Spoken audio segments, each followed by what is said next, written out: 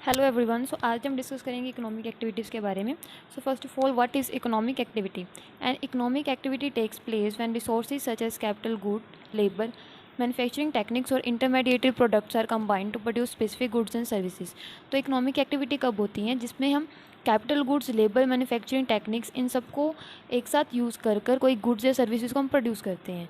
जिसमें हम capital goods, labour, manufacturing techniques, इन सबको हम एक साथ यूज़ करके कोई चीज़ प्रोड्यूस करते हैं।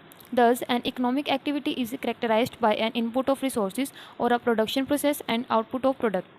तो इकोनॉमिक एक्टिविटी में क्या है कि हम इनपुट ऑफ रिसोर्सेज, मतलब कि मान लीजिए हम अपने रॉ मटेरियल लगा रहे हैं किसी गुड्स को बनाने के लिए, तो हम अपना इनपुट करेंगे, उसके बाद एक प्रोडक्शन प्रोसेस होगा, देन हमारा आउटपुट होगा किसी भी प्रोडक्ट का। So these are some important economic activities: mining and quarrying, construction, trade, agriculture, manufacturing, services. ये सभी इकोनॉमिक एक्टिविटीज़ की एग्जांपल हैं। तो फर्दर हम सभी इकोनॉमिक एक्टिविटीज़ को वन बाय वन डिस्कस करते हैं। फर्स्ट है इसमें production. So production is the process of combining various input, both material such as metal, wood, glass और plastic, and immaterial such as plans और knowledge in order to create output. तो production एक process है जिसमें हम बहुत type की goods होती हैं, मटीरियल और इमटीरियल। मटीरियल गुड्स वो होगी जैसे मेटल, वुड, ग्लास, प्लास्टिक, आप रॉ मटीरियल लगा लो कि कोई भी रॉ मटीरियल हम यूज़ कर रहे हैं, ठीक है, तो वो हमारा जो हो गया मटेरियल गुड्स हैं। और इमटेरियल गुड्स होगी जैसे कि हमारे प्लान्स और नॉलेज, बिकॉज ये इमटेरियल मटेरियल थिंग्स नहीं है, हमारे प्लान्स और नॉलेज भी ज़रूरी है किसी भी चीज़ की प्रोडक्शंस के लिए। तो इन सबको मिलाकर जब हम कोई चीज़ प्रोड्यूस करते हैं, कोई आउटपुट होता है हमारा, तो उसे प्रोडक्शन कहते हैं। For example, manufacturing of biscuit with the help of maida, sugar and labour is an act of production. तो इसमें हम मैदा और sugar as a raw material use कर रहे हैं, एंड लेबर होगा इसमें हमारा जो हम इमटेरियल थिंग है, लेबर हमारा इमटेरियल थिंग है।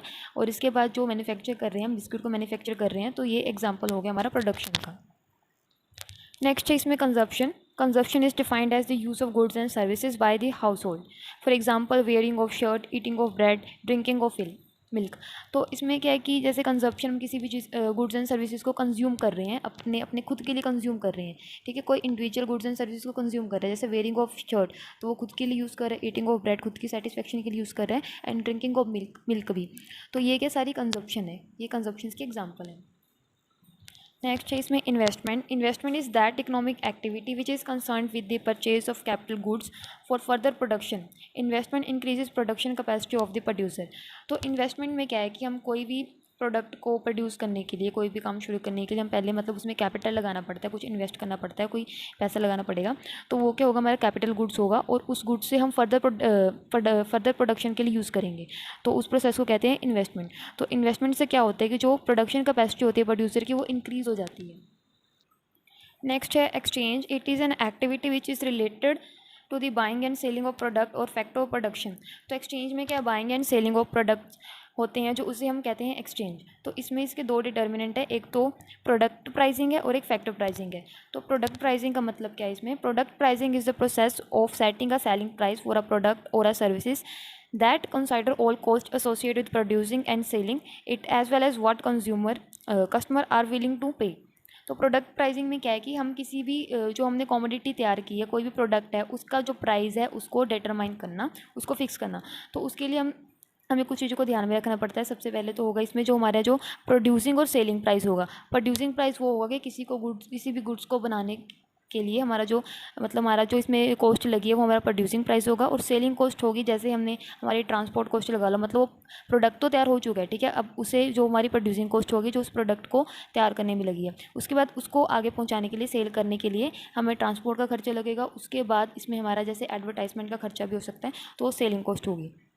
तो इन कॉस्ट के अलावा इन दोनों कॉस्ट को मिलाकर हम इससे ज़्यादा ही जो उसका प्राइस रखेंगे, बिकॉज इसमें तो हमारा प्रॉफिट नहीं होगा कि इसका प्राइस इससे कम होगा। और इसके अलावा हम इसमें ये भी ध्यान में रखना है कि कस्टमर हैं जो वो मतलब कितना पे कर सकते हैं, ठीक है। तो प्रोडक्ट प्राइसिंग में क्या है कि मेनली हम बस उसकी जो किसी प्रोडक्ट की जो जो हम प्राइस है वो फिक्स करते हैं। नेक्स्ट है factor pricing and distribution. It refers to the determination of the price of different factors of production, namely land, labour, capital and entrepreneurship. तो इसमें हम फैक्टर प्राइसिंग को होते हैं जो मतलब फैक्टर ऑफ प्रोडक्शन है उसकी प्राइस को डिटरमाइन करते हैं। तो फैक्टर ऑफ प्रोडक्शन कौन कौन से हैं? Land, labour, capital and entrepreneurship. Price of land is rent, that of labour is wages and the capital is interest. तो लैंड के बदले हमें रेंट पे करना पड़ता है और लेबर को हमें वेजेस प्रोवाइड करनी पड़ेंगी, एंड कैपिटल के बदले जो हम कैपिटल लगाएंगे उसके बदले हमें इंटरेस्ट पे करना पड़ता है। And price for the services of the entrepreneurship is profit. तो एंटरप्रेन्योरशिप क्या है, इसमें एंटरप्रेन्योर कौन होते हैं, जो इन्वेस्ट करते हैं। अब कोई इन्वेस्ट करेगा तो ऑब्वियसली वो प्रॉफिट के लिए इन्वेस्ट करेगा, तो उसे प्रॉफिट प्रोवाइड करना पड़ेगा, ये प्राइस होगा एंटरप्रेन्योरशिप का। नेक्स्ट है finance. It refers to loan given by the banks and other financial institutions to make easy the purchase of consumer goods by household and producer goods by the firm. With the development of exchange, finance is coming up as a separate economic activity. कोई भी bank और and other financial institution जो मतलब हमें loan provide करते हैं ताकि कोई भी इंडिविजुअल है वो इजीली कंज्यूमर गुड्स को अपनी परचेज़ कर सके, और कोई भी फर्म है वो इजीली प्रोड्यूसर गुड्स को परचेज़ कर सके। तो this is finance. So these all are the economic activities which we have discussed. If my explanation is helpful for you, then like the video and subscribe my channel.